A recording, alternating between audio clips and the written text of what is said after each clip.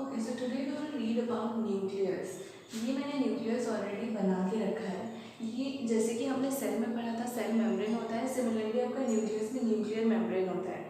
Cell membrane का क्या काम था? To protect the cell and to give it the shape. Similarly nuclear membrane also protect the nucleus. ये आपका nuclear pore होता है। इसके थ्रू जो भी चीज़ें इनको चाहिए वो आती जाती हैं। It is also selective permeable.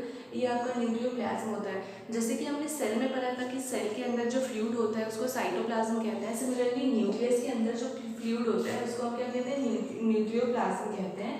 ये आपका न्यूक्लियोलस हो गया। न्यूक्लियस के सेंटर में एक डेंस स्ट्रक्चर होता है, इसको हम न्यूक्लियोलस बोलते हैं। और इसका प्राइम फंक्शन होता है to form protein, to form ribosomes, and ribosomes eventually forms protein.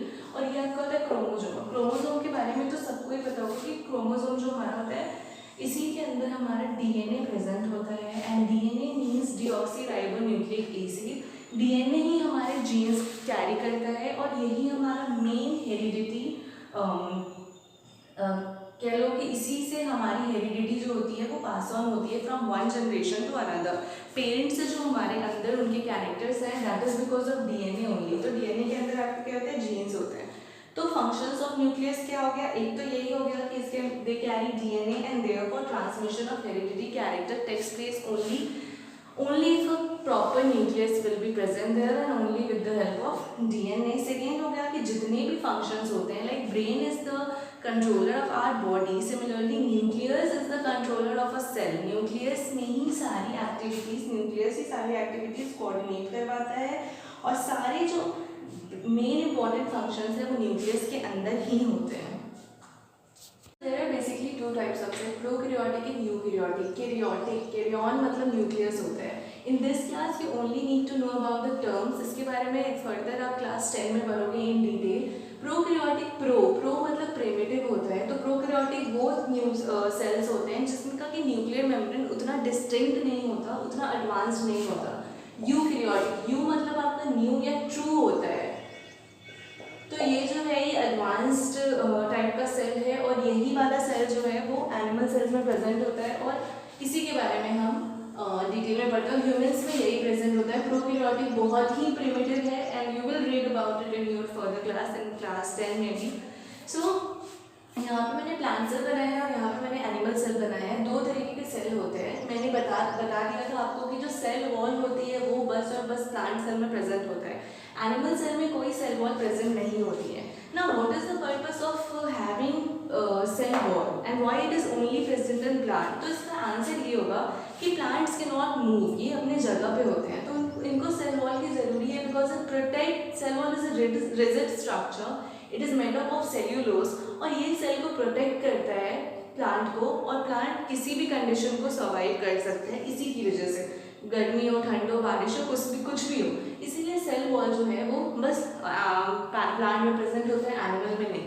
So there are certain differences between plant cell and animal cell. First is cell wall, ठीक है। दूसरा जो डिफरेंस होता है वो होता है वैक्यूल का। वैक्यूल का basically vacuole is like a store house in cell. ये वेस्ट प्रोडक्ट्स वगैरह भी सेल का कैरी करता है। तो अगर आप प्लांट सेल देखोगे तो प्लांट सेल का मेजर पार्ट वैक्यूल ही कवर करता है, बट एनिमल सेल में ऐसा कुछ नहीं है, छोटा सा वैक्यूल प्रेजेंट है। This is the vacuole in animal cell. तो प्लांट सेल का जो मेजर एरिया होता है वो वैक्यूल कवर करता है, पर एनिमल सेल में ऐसा कुछ नहीं है। Third difference between plant cell and animal cell is that in plant chloroplast is present and why it is obvious that it is not present in animal because chloroplast क्या बनाता है? Chlorophyll, और further वो photosynthesis में help करता है। अब animal को तो फोटोसिंथेसिस की जरूरत है ही नहीं, इसीलिए क्लोरोप्लास्ट बस और बस प्लांट में प्रेजेंट होता है, एनिमल में प्रेजेंट नहीं होता। इसके अलावा यहाँ पे इंडोप्लाज्मिक रेटिकुलम प्रेजेंट होता है, रफ और स्मूथ। इसको हम रफ और स्मूथ किस बेसिस पे कहते हैं? प्रेजेंस ऑफ राइबोसोम और एब्सेंस ऑफ राइबोसोम के बेसिस पे कहते हैं। अगर प्रेजेंट है राइबोसोम तो ये थोड़ा रफ दिखेगा under microscope, therefore we call it rough endoplasmic reticulum, और अगर नहीं है तो इसको हम स्मूथ बोलते हैं, तो स्मूथ एंडोप्लाज्मिक रेटिकुलम। दोनों में ही प्रेजेंट होता है। ये देखो, ये प्लांट सेल में भी प्रेजेंट है और ये आपका एनिमल सेल में भी प्रेजेंट है। इनका काम क्या होता है? प्रोटीन सिंथेसिस और सेलुलर एक्टिविटीज और परफॉर्म करते हैं। ये आपका mitochondria is present in both in animal as well as in plant cell, and the mitochondria is a semi autonomous structure. Semi autonomous structure हम किसको कहते हैं? Again you will read about it in your further class, maybe in class 11 और something.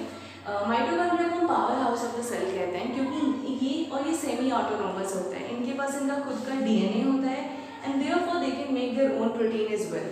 So it is the power house of the cell. बहुत important part होता है ये cell का क्योंकि ये हमें देता है एटीपी, और एटीपी की बहुत ज़रूरत है for the proper functioning of our body because it provides us energy. तो ये आपका प्लांट सेल एनिमल सेल हो गया। The major difference is what? Here cell wall is present, here cell wall is absent, here chloroplast is present, यहाँ पे chloroplast absent होता है। कुछ चीज़ें सेल हमारे यहाँ भी होती है, एनिमल सेल में भी होती है, जो प्लांट सेल में एकदम नहीं होती, जैसे कि सेंट्रोसोम।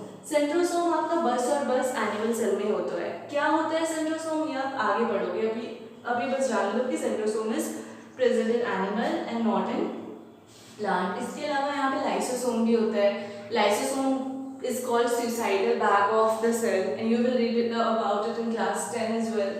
सो ये आपका हो गया प्लांट सेल और एनिमल सेल, और ये आपके हो गए डिफरेंसेस। सो अब चैप्टर के एंड में एक टेबल दे रखा है जिसमें सेल पार्ट लिख रखा है, प्रेजेंट, डिस्क्रिप्शन एंड फंक्शन लिख रखा है। This is the same thing which I just taught you. It is about which organ is present where, which cell organelle is present in animal cell and which is present in plant cell and what is the function of those organelles. तो ये table आप पढ़ोगे फिर आपको differences अच्छे से समझ में आ जाएंगी, क्या क्या होता है ये सब समझ में आ जाएगा। तो that's it, we are end with this chapter.